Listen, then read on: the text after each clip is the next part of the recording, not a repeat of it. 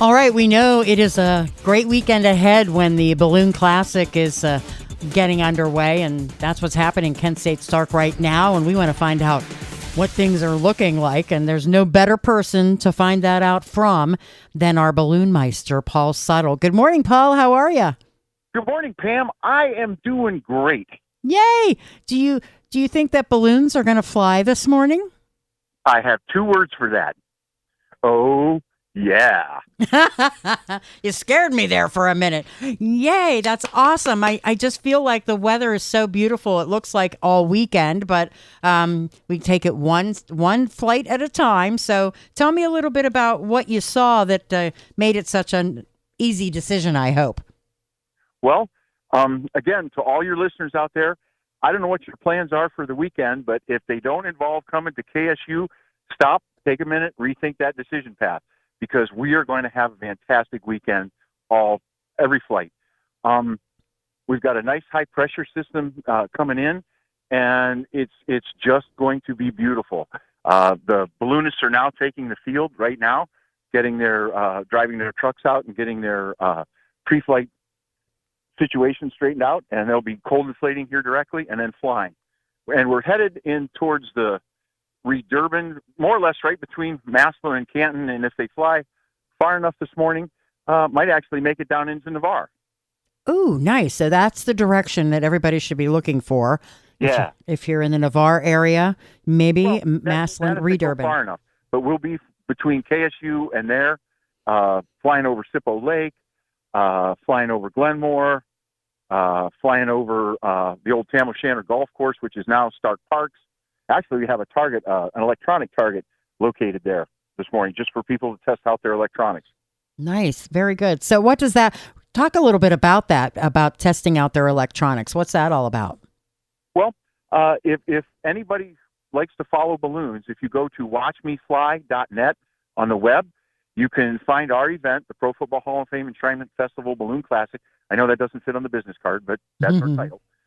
And look at that. You'll see a list of all of our pilots, what their scores are as the weekend develops. There's also an electronic notice board, which is our way to communicate with the pilots, like with task sheets and, what the pilots are going to be doing for the day. And then you can see the race results as the weekend progresses as to who's in first place and who is not. Yeah, because this isn't just, everybody's happy to see the balloons and they look beautiful, but that's not everything that it's all about for these pilots, is it? Correct. We are the only team event in the world. And every other time you go to a rally, like if I'm going to a rally flying there, I'm competing myself against all the rest of the golfers or all the rest of the pilots, kind of like a golfer, right? They're usually individual folks playing. And it's my individual score versus your individual score. Whoever gets the better score wins. We are at this event. We're a team, just like in the NFL. It takes three pilots. I come up with a game plan in the morning, and then three pilots work together to try to solve the puzzle that I put together. And we have some definitely interesting tasks planned for this weekend due to our weather and the field here at KSU. It's going to be fun for the pilots, but they compete. And then all of those results get sent to the BFA, which is the Balloon Federation of America, and they calculate the national eligibility, easy for me to say, results. And they use that to determine who can go to the U.S. national competition, the U.S. women's national competition, and also apply for the Worlds. And there is a Worlds competition this year, and we've got I think a team of 8 different folks going over to that. So that's kind of what the importance of this is, that they build their points up over the year so they can qualify to fly at national and or international events. Amazing. So much going on behind the scenes that we may not have realized just sitting there watching how beautiful they are. Yeah. When you look at the weather, this is probably one of the best weather weekends we have had in a long time. I would agree with that. Yeah, because we've had some bad ones, that's for sure. But what do you look for? What are we looking for when it comes to the weather? Well, we want calm winds on the surface, which we have this morning. When we launch a helium-filled balloon, we call it a pie ball, and that actually samples the atmosphere for us. It's a real live sample of what the atmosphere is doing right now in your location. When you look at forecasts, that's what they are. It's man's thought of what Mother Nature is going to do. And not to be bad on man or anything, but sometimes we don't get everything right. Right? Mother Nature always can have a trick up her sleeve, and that's what a forecast is. It's what we think is going to happen, but it may not. So by us being able to take a real live sample of the atmosphere, compare that with the models, and find out which one of the, because you hear them talk about spaghetti models all the time, like when they're talking about a hurricane. That's because every model is a little different, and it produces a little bit different of a piece of information for what the weather's going to be.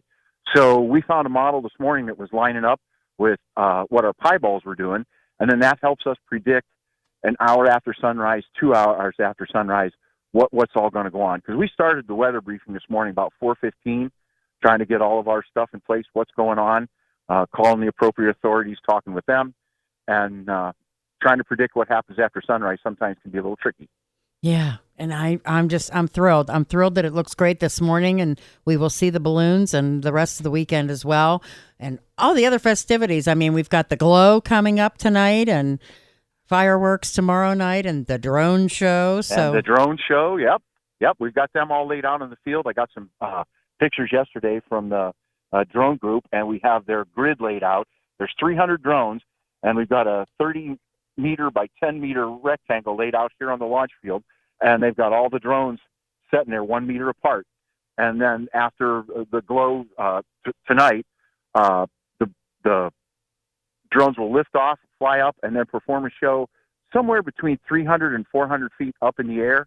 And I've seen drone shows at balloon rallies other places in America, and it is fantastic. Wow. I mean, it's a really cool show. So again, like I said, if you don't have plans to come out here to KSU, maybe rethink those plans and put us on your calendar. Yeah, and it's all free. I keep, this is a free event, so take the family and enjoy yourself. Yeah. And the hill's already filling up. I'm standing here on the launch field, kind of looking over to the east, and folks have got their lawn chairs out here. Families are sitting up there. Some folks got their blankets out. So, yeah, it's just a fantastic morning. A nice breakfast gathering. Can do that again tomorrow and Sunday morning as well. Paul, you enjoy the weekend. I know you will, and we're so glad you could come on with us this morning. Well, good. I'm not going to enjoy it as much as the pilots because I got to stay on the ground, and that's what I told all the riders this morning. It's like, man, I'm so jealous. I wish I was flying with you guys. But somebody has to stand and be the Balloonmeister. Somebody has to be the Balloonmeister, so to speak. That's right. That's right. All right. Well, thank you so much, sir. You have a good one. All right, you too. Bye, everybody.